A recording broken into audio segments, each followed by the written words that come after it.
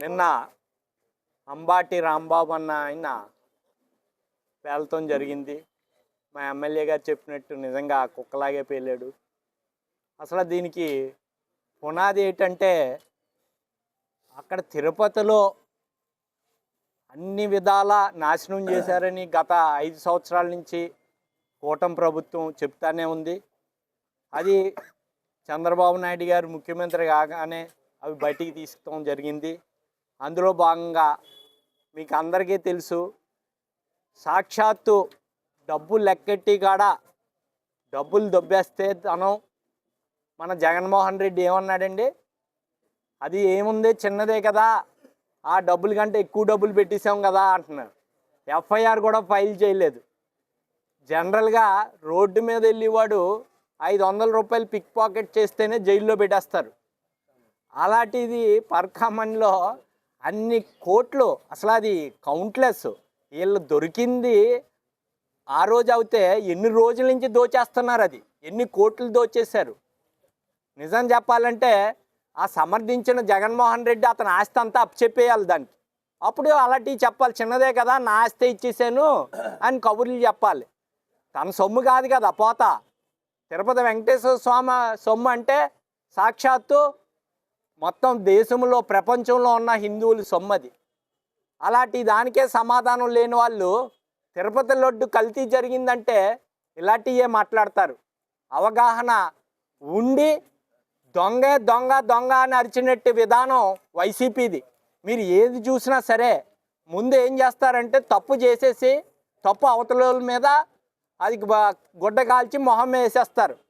దాన్ని కింద స్థాయిలో జనాలకి ఇంకొక కట్టుకథ రావడానికే మన ఆబోతు రాంబాబు అవతారం ఎత్తాడు. ఏమని, అక్కడ ఏదో ఫ్లెక్సీలు పెట్టారంట, కల్తీ లడ్డూలు జరిగింది కల్తీ లడ్డు అని. ఆ ఫ్లెక్సీల దగ్గరికి వెళ్ళి మాట్లాడుతుంటే ఇతని మీదకి వచ్చేసారంట. ఇతనే ఒక ఆబోతు రౌడీలను తీసుకుని వెళ్ళాడు అక్కడికి. ఎవరి మీదకి వెళ్ళాడు? ఆడోళ్ళ మీదకి వెళ్ళాడు. వెళ్ళి అరుస్తున్నాడు. అవన్నీ సాక్ష్యాధారాలు ఉన్నాయి, లేడీస్ మీద అరిచినట్టు. అవన్నీ వదిలేసి మళ్ళీ ఏదో పేలి ఎవరు వస్తాడా అని మళ్ళీ మాట్లాడాడు. ఆ తర్వాత ఈయనకు ఇంకో బిరుదు ఉంది, బూతుల రాంబాబు. ప్రజలు మర్చిపోయారేమో ఆయన బూతులని మళ్ళీ మొదలెట్టాడు.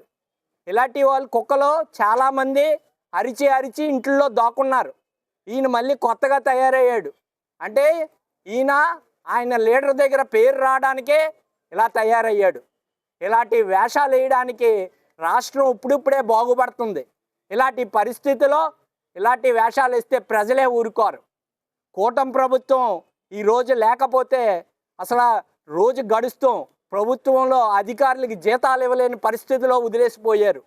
ఇప్పుడు సంక్షేమ కరెక్ట్గా జరుగుతుంది, పోలవరం ముందుకెళ్తుంది, అమరావతి ముందుకెళ్తుంది, అనేక ఇండస్ట్రీలు వచ్చి రేపొద్దున్న యువతకి పరిశ్రమల్లో ఉద్యోగ కల్పనకు ముందెళ్తుంది. ఈ విధంగా వెళ్ళినప్పుడు రాష్ట్రాన్ని అల్లకొల్లాలని చేసి వీళ్ళు చేసిన వేషాలు బయటికి రాకుండా వీళ్ళు కోర్టులకు వెళ్ళి ముందస్తు బెయిల్కి ఎందుకు వెళ్ళారు? ఇంకా సిట్టు జరుగుతుంటే ముందస్తు బెయిల్కి తయారైపోయారు. ఇలాంటివన్నీ వైసీపీ చేసి రౌడీయిజంకి ఆనవాళ్ళు ఇక ముందు ఇలాంటి సాగమని ప్రజలు నమ్మరని తెలియజేస్తూ చంద్రబాబు నాయుడు గారిని ఇలాంటి మాటలు అన్నందుకు క్షమాపణ, ఆల్రెడీ ప్రత్యాస్తాపం వచ్చి గంటకే లబో దిబో అని ఏడుస్తున్నాడు. అంత వయసు వచ్చింది, అన్ని ఎమ్మెల్యే చేశాడు, మాజీ మంత్రి. అసలు మనుషులతో మాట్లాడే విధానం తెలియలేనోడు అసలు ఎమ్మెల్యేకి ఎలిజిబులా అని నేను ప్రశ్నిస్తున్నాను. అలాంటి వాడు జైల్లోనే ఉండాలి, ఎమ్మెల్యే గారు చెప్పినట్టు కుక్కల బండిలోనే ఉండాలని తెలియజేస్తూ ఈ అవకాశం ఇచ్చిన మా ఎమ్మెల్యే గారికి అందరికీ ధన్యవాదాలు.